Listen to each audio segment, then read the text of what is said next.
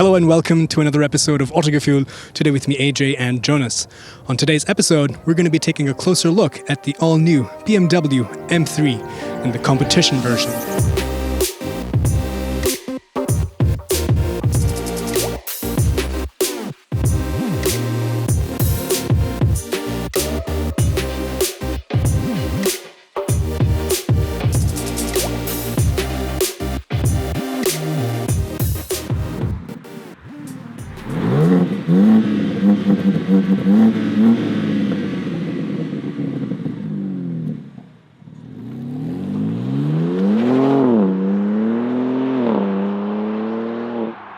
Floor it, go to the high-speed lane. Oh, bam! That's 180, 190 right there. This engine is a gem. It's so energetic. It's so lively.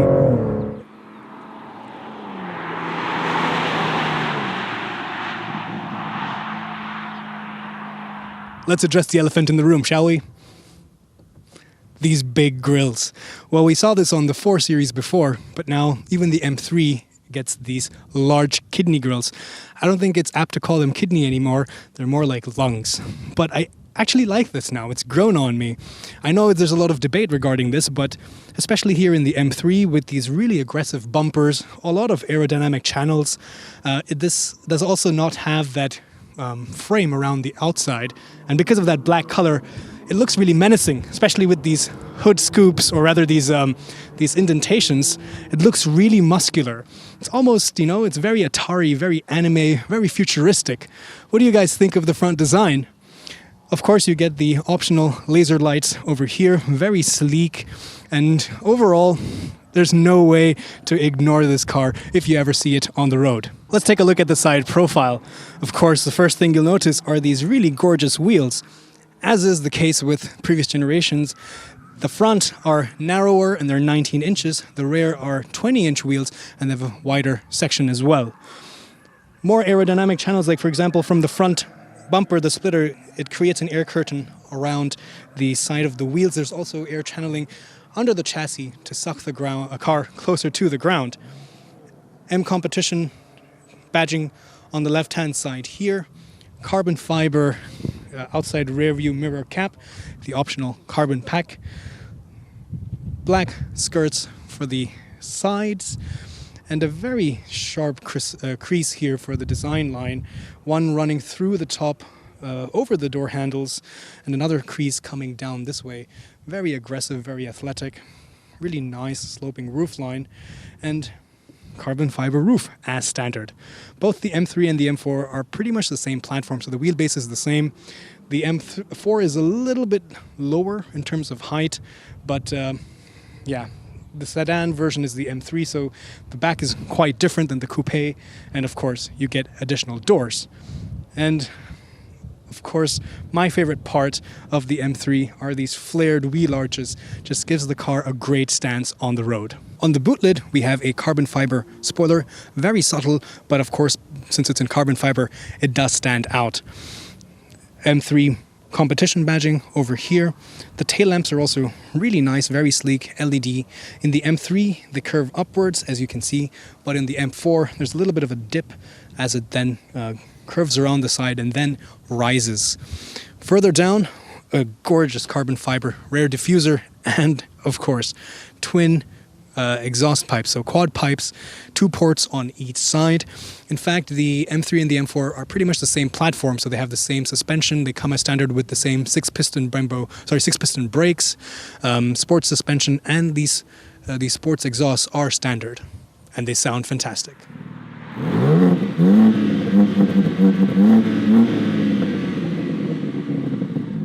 Let's take a look under the hood.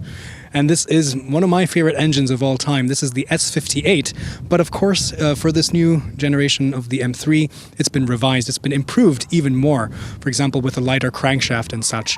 In the standard M3, it makes 480 PS or metric horsepower. In the M competition, like we have here, it makes 510 PS. The M3 and the M4 can be had with a manual and it's only rear-wheel drive. The M3 or M4 competition comes only with an 8-speed automatic, but you still can choose between rear-wheel drive and all-wheel drive. 0 to 100 for the standard M3 or M4 is about a little bit over 4 seconds. For the competition, it's just under 4 seconds, around 3.9.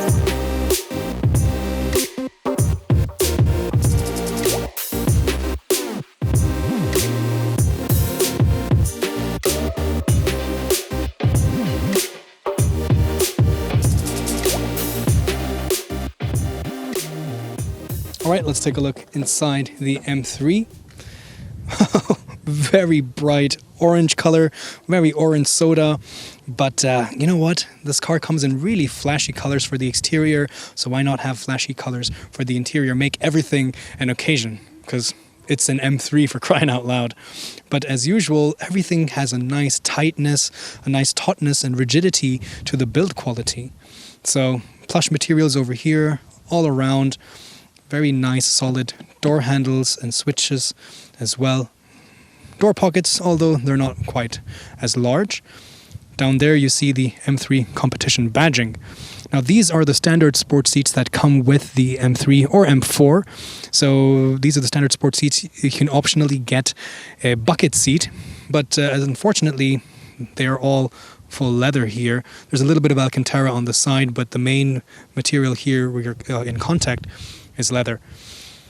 But there's a lot of adjustment down here, as you can see, electronically, and you can save a couple memories as well, so pretty good. Getting inside, well, to be honest, I would have liked a little bit more, to feel a little bit more special. I wish it was a little bit fresher. This is very BMW, which is not a bad thing, don't get me wrong, but it doesn't feel as different. So the front and the outside, the way they've made that completely new, and it's so radical, that does not translate on the interior, in my opinion. Nevertheless, you have a very familiar steering wheel, which we know works really great. Nice and chunky. We'll take a closer look at what it can do. You have a screen for your virtual cockpit, your digital instruments, as well as a screen over here. This is 12.3 and this is 10.25 inches. A lot of buttons here, so really happy to report that. And you're sitting really low down, very snug. Of course, I like to keep the seat all the way down. This is an M3, should always have the seat in a very low position so you get a good overview, and it's a very sporty feeling. So therefore, plenty of headroom. This carbon fiber roof can be swapped for a panoramic roof at no extra charge, but I think it goes with the aesthetic. The roof liner is all black. There's a lot of black up here, although materials are good and soft touch. Nice texture over here for the vent and nice textured inlays as well. But I think this orange color, now I understand, it really pops. There's some other options if you don't like orange. But yeah, apart from that, the rest of it is still a little bit so-so. Like I said, not really anything new. This is the M steering wheel. This actually is a progressive steering rack, which means that the more input you provide, the rate of steering increases, so it makes it very dynamic to drive.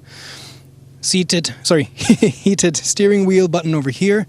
Now this version does not have the advanced driver assistance systems in terms of the radar cruise control.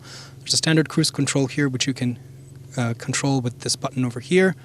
This is for the media system and your telephone, and the menu for the head-up display, which, by the way, is really good. You can even see navigation on the head-up display, and I think that's very useful.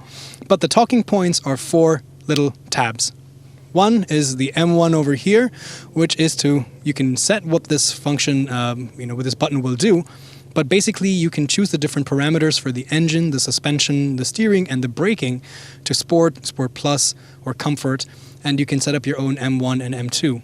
Speaking of which, M2 is over here. Generally, M2 is the more hardcore racetrack-only version. And then, of course, behind them you see the paddle shifters for the 8-speed automatic gearbox. Here you see the 12.3 digital instrument screen. I'm not so sold on the idea of having the rev counter running the opposite direction, anti-clockwise, but at least when you go to the M mode, the view changes a little bit, and then it's still a little bit strange. It's not the conventional kind of tachometer, but it's a little bit better. But you get a lot of useful information, including traffic sign recognition, navigation controls. You can also toggle between different options here to see, for example, engine temperature and G meter and so on and so forth. So a pretty useful display, but not as complicated and not as configurable as some of its competitors. This is the 10.25-inch touchscreen for the main infotainment. Really reactive, really crisp colors, a lot of nice contrast. You can, of course, control, you can have different media. It's also a connected car, so you can put a SIM card and stream internet services. You can also connect your phone with wireless Android Auto and wireless Apple CarPlay, which is pretty cool. I also really like this, you can set up different driver profiles, but I really love this concept art here. It's very Atari, very anime, very cyberpunk. What do you guys think? It looks really cool. But yes, navigation works really well. You have some different information, like for example, that setup I was talking about with the different driving modes. You can see how that is here. And overall, yes, we've been driving for a while now. We've been getting really terrible numbers, 17.4. But in reality, we've been pushing it really hard.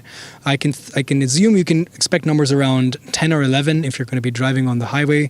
It really depends. But being the M3, when you drive with a spirited right foot, the numbers are going to be pretty terrible. But on the whole, really nice system. Again, nothing new, but it works. So why fix it? Being an M car, one of the cool features of this new version or this new generation is this M Drift Analyzer. So you can click on this and you can activate this and it will tell you, for example, how many drifts you made, how long you held each drift, what was the length or how long in terms of distance, as well as the angle of the drift. You can also change, and this is really like magic, you can change the traction control, the special M traction control, from 0 all the way up to 10. And this is with zero intervention, where a novice like me is just going to spin the car. And we were drifting out here on the skid pad, and I could see a huge difference when I turned it up to, for example, 6 or 5, or even up to 8. The car just makes you feel like a drift god because it controls the engine speed. So it doesn't do any of the ESP kind of controls. It's basically just the throttle control. But pretty useful feature. It also has a lap timer. So again, really useful features for the track. I really like the fact that there are still a lot of buttons. This is a shortcut to change the different driver assistance systems, and all of the climatization, all the climate control can be operated with these hot buttons, these shortcut buttons, and I think it's awesome because when you're driving, these buttons really make a huge difference, and I don't like using the touchscreen. It's not safe. Further down, you have another volume control, a lot of shortcut buttons which you can also program for different functions, like if you want to set up the lap timer, which is a really cool feature, or shortcuts for navigation. There is also a drift analyzer, which is a really useful little fun feature if you go into the track mode. But yeah, on the whole, I like the buttons. The center console has a nice glossy textured insert over here. When you open this, there is an inductive phone charger. And by the way, you can just use your phone as a digital key for this car as we are using. And that's how you can unlock and even start and operate the vehicle. USB charging ports, or a standard USB, not a USB-C here. A couple beverage holders, 12-volt power socket over there. This is the shifter. It's a little bit different. You got to get used to it because now we're here, and that's where you can engage park.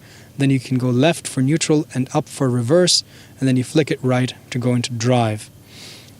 Some shortcuts for the traction control, the parking assist over here, the M mode, the setup, and the loud exhaust mode, auto hold. These controls are over here, and this is a nice way to control your touchscreen without having to touch it. You have a lot of shortcuts over here, for example, media, navigation, and you can use this pad here and also use the dial, and even as a joystick, so really useful. And it's an old system, but I'm glad that they still keep it.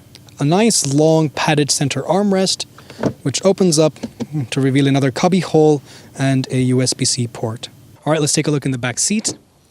510 horsepower, but still 4 doors, so you gotta love that. Getting inside is not that difficult, to be honest. I mean, the roof is not as high as, of course, in like the X3, but it's still a very functional sedan, very 3 Series. The seat is set to my driving position. I'm 5'8", or about 1.73 meters.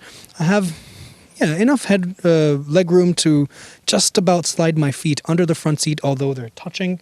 Knee room is not too bad. In fact, if you have the bucket seats, because they're so thin, there's a little bit more room. But I would say if you're not going to be doing track days all the time, the standard sports seats are at least comfortable enough for longer journeys. Headroom is plenty. Of course, I'm sitting at the edge, but if you kind of lean towards the right a little bit, then you get plenty more. I have my own dedicated, or rather the rear has its own climate zone. Both these seats have heating. There's a lot of options for these features, so it really depends on the configuration that you choose. A couple USB-C ports as well. Door pockets on the side, as you can see, with some ambient lighting, that silver inlay. And back here, the middle has a nice perforated finish.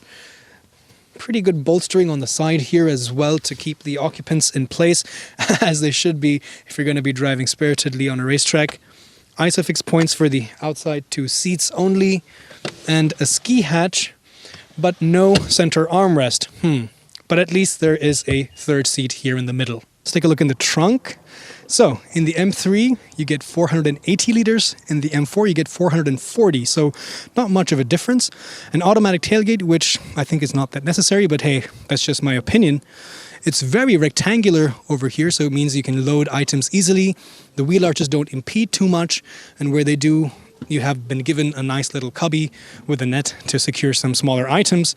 There's tethering points as well. You have latches here to decouple the rear seats. However, they don't tumble down on their own, which is, I think, a bit of a shame. But when you do get it down, you'll see that they fold completely flat.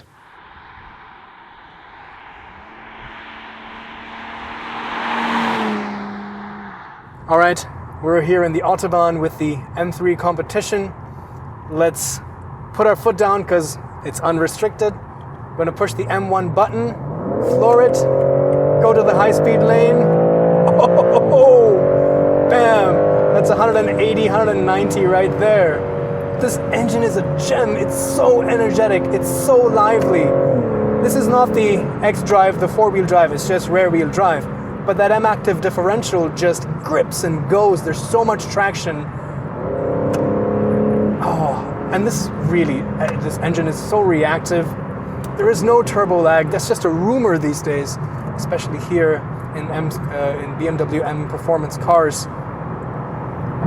And even though this is not necessarily that quick, you know, the noise insulation is not too bad. The suspension is also fairly soft. Of course, I'm in M1, so the suspension is in the full comfort mode.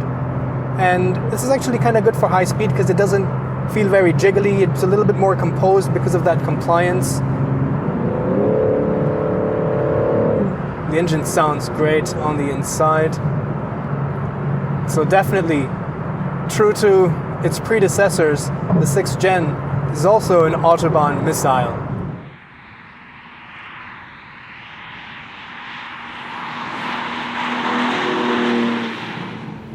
So, as expected, in the comfort mode, the suspension is fairly compliant, so it soaks in all the sharpness out of the bumps, and in fact is very comfortable. Steering also becomes fairly heavy. Oh, traffic's speed limit, let's slow down. The steering also is pretty heavy and gives you good confidence here on the Autobahn, and you know, you want a heavier steering wheel when you're going faster. So, gives you good confidence. Even though it's a progressive rack and it's pretty quick, as it should be, it doesn't ever make the car feel darty or, you know, make it very unsettled. It's very composed.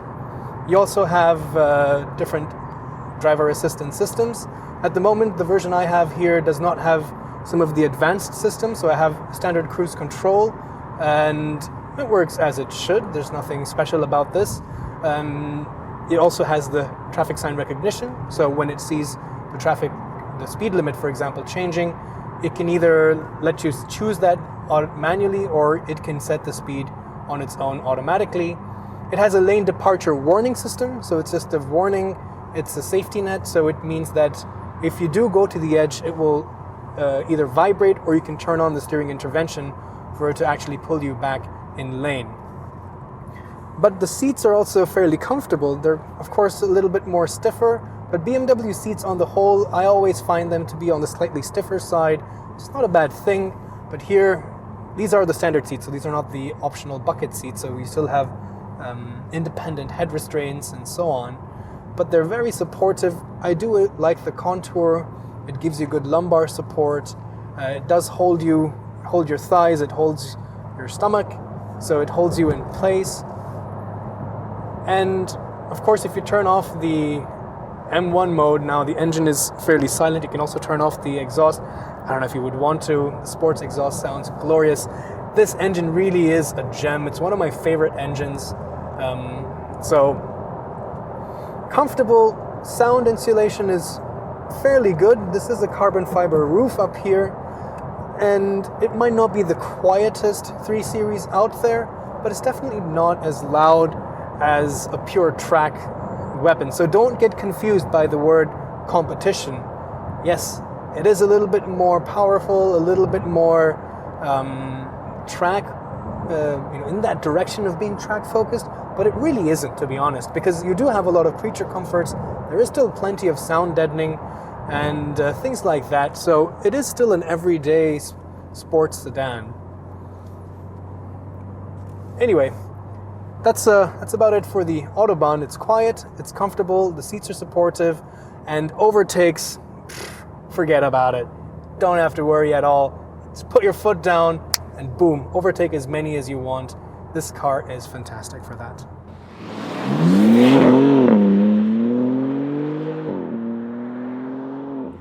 Let's test the M3 competition out on these beautiful winding country roads. I'm going to go into M1 mode. So now the engine is in sport mode, but the suspension still stays in comfort, the steering as well, and the brake as well.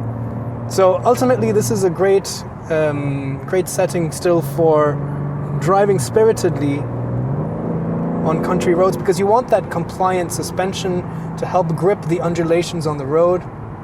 But man, this chassis, they've added a lot of extra bracing, and it's such a stiff chassis. The center of gravity is also very low thanks to that carbon fiber roof. This M adaptive suspension also is doing a great job at keeping the car planted. This is a cakewalk. I mean, still have to follow speed limits here, and the car is just yawning. But this engine is so telepathic. 510 horsepower is plenty. Of course, I don't think anybody's going to complain for lack of power with this kind of number. And again, because this is still a very easy car to live with, now we're on some small village streets. It's a little bit more bumpy, but it's okay. It's quiet, it's comfortable, it's very easy to maneuver. The steering is really reactive, so that sporty steering wheel also helps in in the city, because you can make quick corrections, you can dive into narrow lanes a lot easier. So it is really the best of both worlds. We'll see later once we're on the highway if that really quick steering makes it feel darty. But yeah, here in these country roads, it's very agile. The seats are also doing a really good job of holding me in place.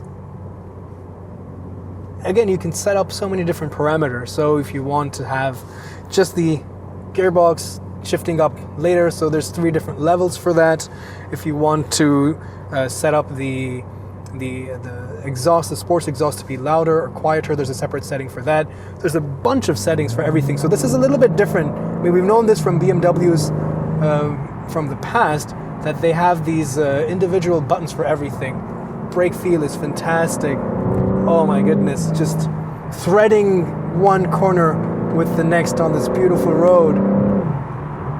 And that engine is so lively. It's like a friend. It's a companion, because it has such a great personality.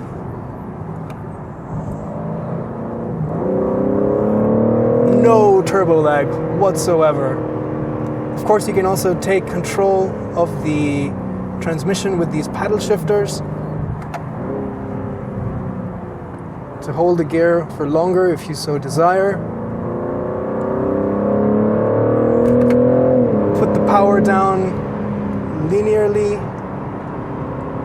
That traction control and that M-active differential is also doing a really good job. We all know that the M3 is a hooligan, and this is no different. It can let its tail out. It's very easy. It also has that drift analyzer, which I don't know if it's such a great idea. I mean, it's fun, but it's like the drift mode in the Ford Focus RS. It gives rise to hooliganism, let's be honest. But it's there, and it hasn't lost that characteristic. But that dual personality that we've known and we've loved of the M3 isn't lost with this new generation. I know the looks are polarizing. I get it.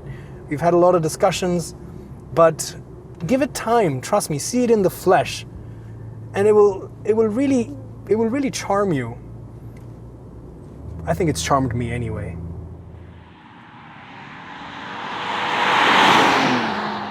Let's summarize today's episode. The price for the M3 starts at around 82,500. The M4 is not much different, just about 1,500 euros more.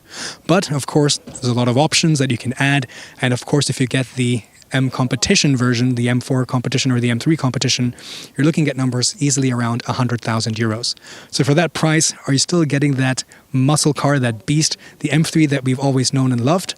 The answer is yes. It's a little bit different now because it looks a lot more different. And yeah, some areas I think could still be improved a little bit, like the steering feedback as well as the gear change. But on the whole, my recommendation would be keep it simple and then you will love it. So stick with the rear-wheel drive manual version depending on your design and practicality preferences. I would personally take the M3, but it's up to you guys what you really prefer. But I think then you really have a gem because it's practical enough, it's engaging enough, you can drive it every day because it's so much more comfortable, and that engine, that's the real gem. So that's my verdict. Let me know what you think. Put it down in the comments below. Thanks for watching, and I'll see you guys next time.